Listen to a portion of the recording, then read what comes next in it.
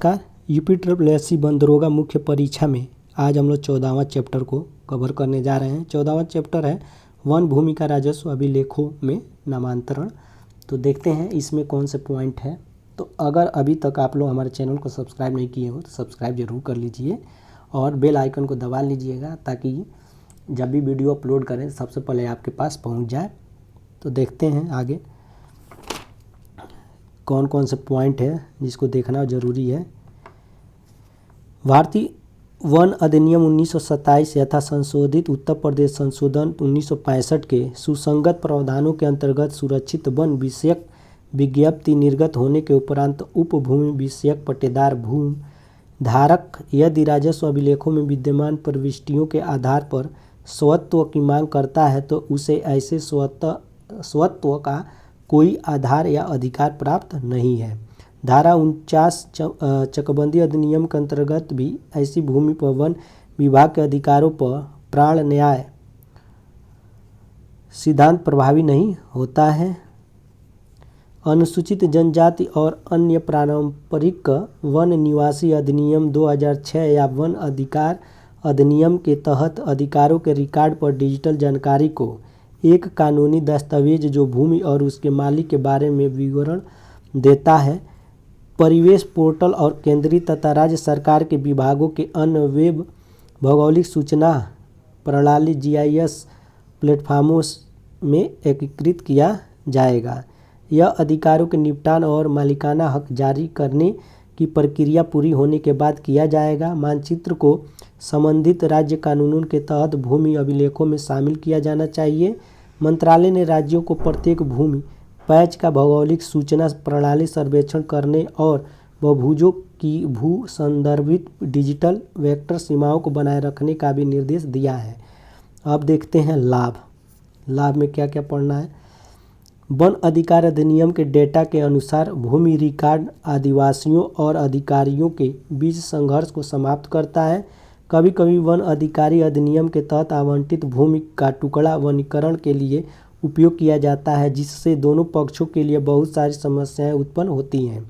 One अधिकार अधिनियम के तहत डिजिटल जानकारी का भू संदर्भ राज्यों के लोगों के लिए फायदेमंद होगा क्योंकि वन और आदिवासी कल्याण विभाग वन अधिकार अधिनियम शीर्षक धारकों की आजीविका में सुधार के लिए विशिष्ट परियोजनाओं और योजनाओं को शुरू करने में सक्षम होंगे। अब एक्ट देखते हैं वन अधिकार एक्ट 2006। यह अधिनियम पीढ़ियों से वन में निवास करने वाली अनुसूचित जनजातियों और अन्य पारंपरिक वनवासियों को वन भूमि पर उनके वन अधिकारों को मान्यता देता है। किसी भी ऐसे सदस्य या समुदाय द्वारा वन अधिकारों का दावा किया जा सकता है जो दिसंबर 2005 के 13वें दिन से पहले कम से कम 3 पीढ़ियों अथवा 75 वर्ष से वन भूमि में वास्तविक आजीविका की जरूरतों हेतु निवास करता है। यह FDST और OTFD की आजीविका तथा खाद्य सुरक्षा सुनिश्चित करते हुए वनों के संरक्षण की व्यवस्था को मजबूती प्रदान करता है। ग्राम सभा को व्यक्तिगत वन अधिकार IFR या सामुदायिक वन अधिकार CFR या दोनों जो कि FDST और OTFD को दिए जा सकते हैं कि प्रकृति एवं सीमा निर्धारित करने हेतु प्रक्रिया शुरू करने का अधिकार है। इस अधिनियम के तहत 4 प्रकार के अधिकार हैं। पहला है स्वामित्व अधिकार। यह FDST और OTFD को अधिकतम 4 हेक्टेयर भू क्षेत्र पर आदिवासियों या वनवासियों द्वारा खेती की जाने वाली भूमि पर स्वामित्व का अधिकार देता है। यह स्वामित्व केवल उस भूमि के लिए है जिस पर वास्तव में संबंधित परिवार द्वारा खेती की जा रही है। इसके अलावा कोई और नई भूमि प्रदान नहीं की जाएगी। दूसरा है उपयोग करने का अधिकार। वन निवासियों के अधिकारों का विस्तार लघु वनोत्पाद चराई क्षेत्रों आदि तक है। तीसरा है राहत और विकास संबंधित अधिकार। तो इसमें है वन संरक्षण के लिए प्रतिबंधों के अधीन अवैध बेदखली या जबरन विस्थापन या बुनियादी सुविधाओं के मामले में पुनर्वास का अधिकार शामिल है। चौथा है वन प्रबंधन अधिकार। इसमें किसी भी सामुदायिक वन संसाधन की रक्षा पुनः उत्थान या संरक्षण या प्रबंधन का अधिकार शामिल है जिसे वन निवासियों द्वारा अस्थायी उपयोग के लिए पारंपरिक रूप से संरक्षित एवं सुरक्षित किया जाता है। अब आ गया हेडिंग डिजिटल भूमि रिकॉर्ड। इसमें हम लोग देखेंगे स्वामित्व में देखेंगे स्वामित्व ड्रोन तकनीकी और continuously operating reference station CORS full form हो जाएगा आपका, ठीक, का उपयोग करके ग्रामीण आबादी वाले क्षेत्रों में भूमि मानचित्रण की एक योजना है। वर्ष 2020 से 2024 तक 4 वर्षों की अवधि में चरणबद्ध तरीके से देश भर में मानचित्रण किया जाएगा। आगे पोर्टल है, कौन सा पोर्टल? परिवेश पोर्टल। इसमें हम लोग देखेंगे परिवेश एक वेब आधारित एप्लीकेशन है जिसे केंद्र, राज्य और जिला स्तर के अधिकारियों से पर्यावरण, वन्य जीव तथा तटीय विनियमन क्षेत्र की मंजूरी प्राप्त करने के लिए प्रस्तावकों द्वारा दिए गए प्रस्तावों की ऑनलाइन प्रस्तुति और निगरानी हेतु विकसित किया गया है।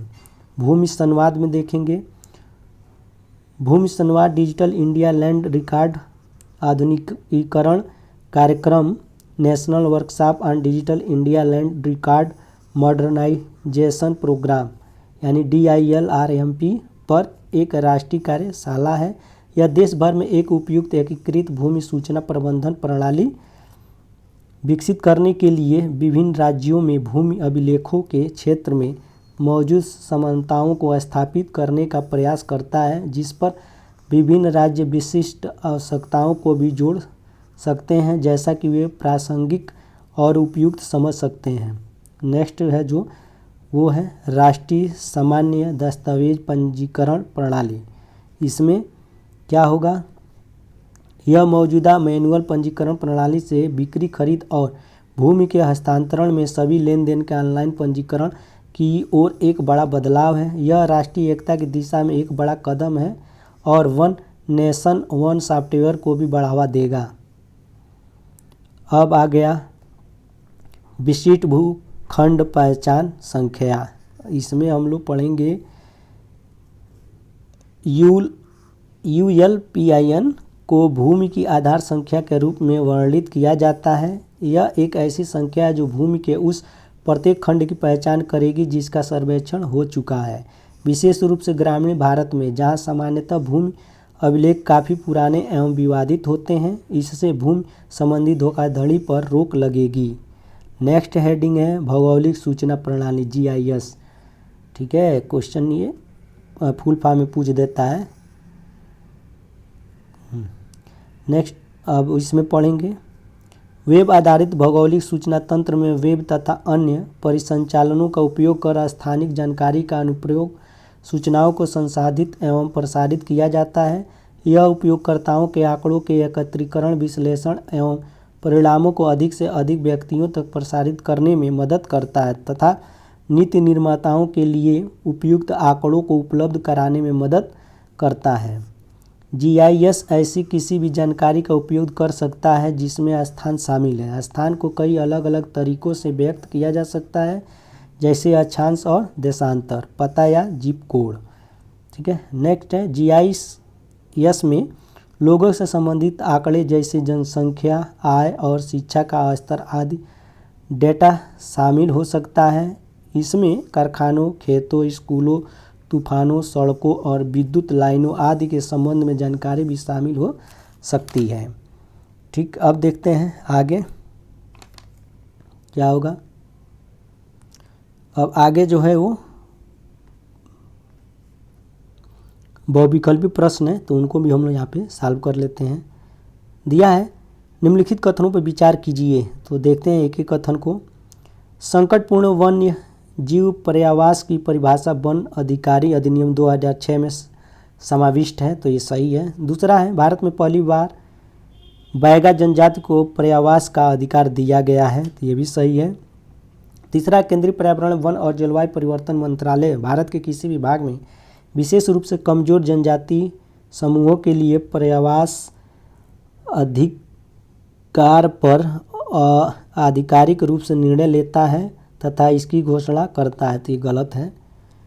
ठीक है, तीसरा क्या होगा, गलत होगा, यानी 1 और 2 सही है। तो देखते हैं ऑप्शन में दिया है कि नहीं। हाँ, तो ए वाला जो होगा वो सही होगा, क्योंकि 1 और 2 को यहाँ पे सही माना है। नेक्स्ट है, राष्ट्रीय स्तर पर अनुसूचित जनजाति और अन्य पारंपरिक वन निवासी वन अधिकारों की मान्यता अधिनियम 2006 के प्रभावी कार्यान्वयन को सुनिश्चित करने के लिए कौन सा मंत्रालय नोडल एजेंसी है। तो ये इसका जो जनजाति मामलों का मंत्रालय वही सही होगा, डी ऑप्शन। ठीक, चलिए देखते हैं नेक्स्ट क्वेश्चन। अनुसूचित जनजाति और अन्य पारंपरिक वन निवासी एक्ट कब पारित हुआ था। तो 2006 में हुआ था, बी ऑप्शन इसका सही होगा। नेक्स्ट है, आदिवासियों और अधिकारियों के बीच संघर्ष को कौन समाप्त करता है। तो वो समाप्त करता है भूमि रिकॉर्ड, ये ऑप्शन इसका सही होगा। ठीक, चलिए नेक्स्ट देखते हैं। वन में निवास करने वाली अनुसूचित जनजातियों और अन्य पारंपरिक वनवासियों को वन भूमि पर उनके अधिकारों को किसके द्वारा मान्यता मिलती है। तो मिलती है वन अधिकार अधिनियम 2006 द्वारा, यानी बी ऑप्शन इसका सही होगा। नेक्स्ट क्वेश्चन है, कितने वर्षों तक वन भूमि पर वास्तविक आजीविका की जरूरतों हेतु निवास करने वालों को अधिकार प्राप्त होता है। तो वह है 75 वर्ष। यह रहा इस छोटे से चैप्टर का अंतिम क्वेश्चन, वो विकल्पी जो है। आशा करते हैं कि आपको ये भी चैप्टर पसंद आया होगा तो लाइक शेयर और सब्सक्राइब करना न भूलिएगा। जय हिंद, जय भारत।